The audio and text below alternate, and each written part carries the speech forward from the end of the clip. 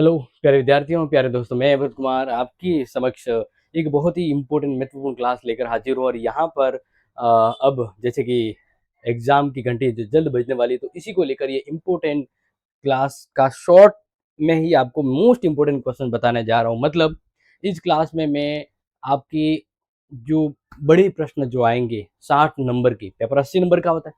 जो 60 नंबर के क्वेश्चंस आते हैं, बड़े क्वेश्चंस यानी महत्वपूर्ण महत्वपूर्ण प्रश्न यहाँ पर बताने जा रहा हूँ।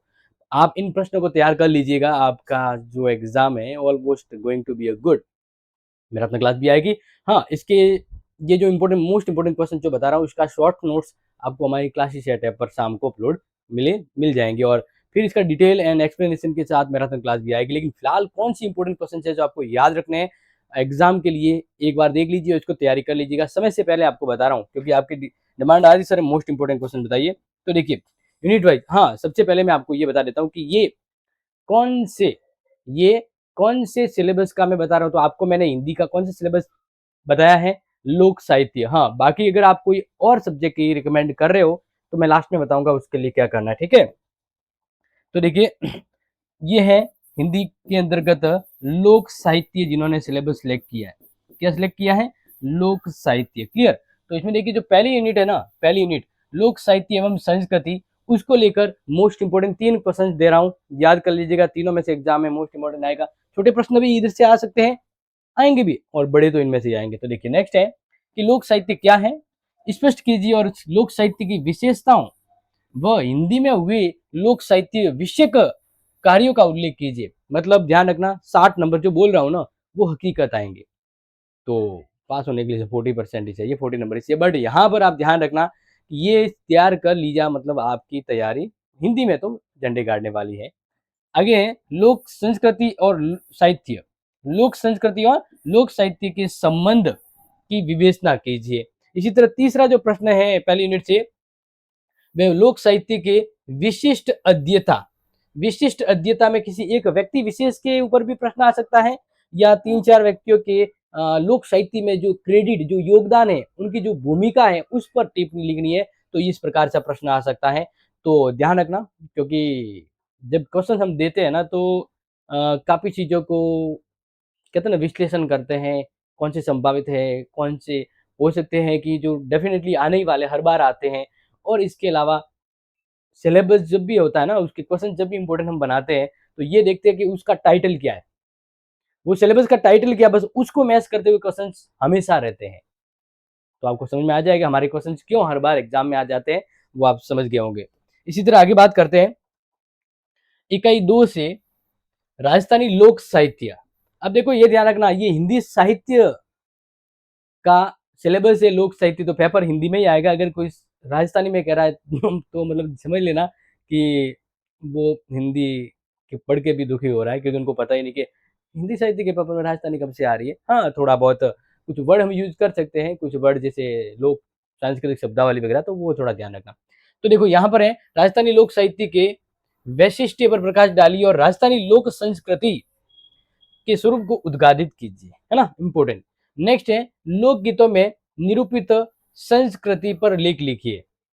और देखो, ये तीनों प्रश्न एग्जाम में इनमें से आएगा, ध्यान रखना। और लोक सांस्कृतिक शब्दावली का वर्णन कीजिए। ध्यान रखना, 2 यूनिट मैंने करवा दी। अब तक 2 यूनिट जो मैंने इंपॉर्टेंट प्रश्न बता दिए ना, वो ऑलरेडी अपनी प्लेलिस्ट में है, जाइए पढ़ लीजिए, प्रश्न के उत्तर आपको वहां मिल जाएंगे।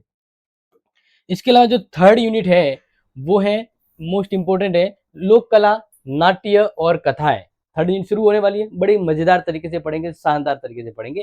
तो देखिए, राजस्थानी लोक कला में एक तो मांडना, एक मेहंदी, पटचित्र, विधि चित्र, इनका परिचय देना है, वेरी वेरी मोस्ट।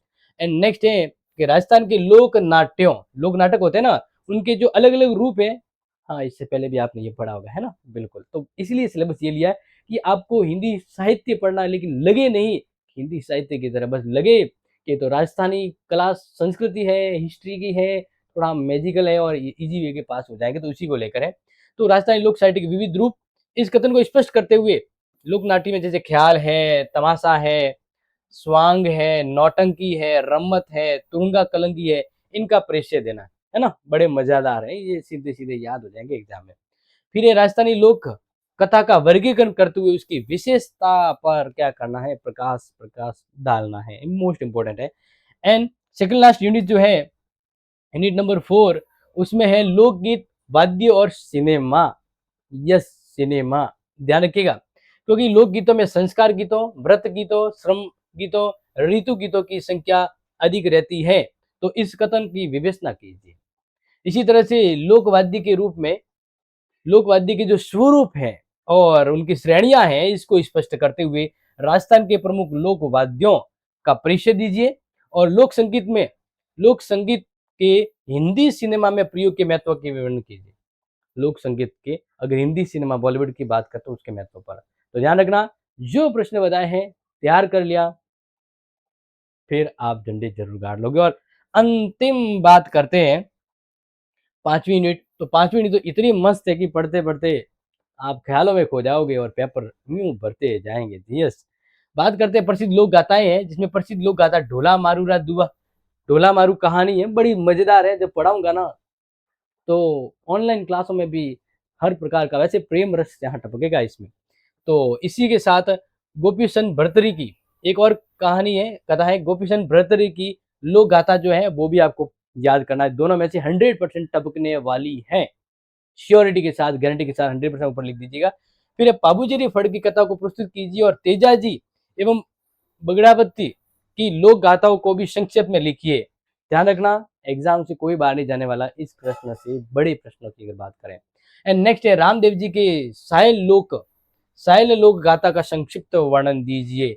तो one of the most important जो है हिंदी साहित्य के, वो मैंने यहाँ पर बता दिया। अब अगर किसी का हिंदी साहित्य का सिलेबस दूसरा है, तो अगर उसकी डिमांड आई कि सर हमारे सिलेबस के प्रश्न इंपोर्टेंट बता दीजिए, डिमांड एक दो से कुछ नहीं होता है, जितने व्यूज उतनी डिमांड अगर आती है तो आपके लिए, यानी अदर के लिए भी इंपोर्टेंट इंपोर्टेंट क्वेश्चन मिल जाएंगे। अब देखो बात करते हैं, जैसे मैंने ये भी जो आपको बताया इंपोर्टेंट क्वेश्चन, इसके नोट्स जो है वो आज शाम को, शॉर्ट्स नोट्स आज शाम को क्लासेस शेयर टैब पर अपलोड हो जाएंगे।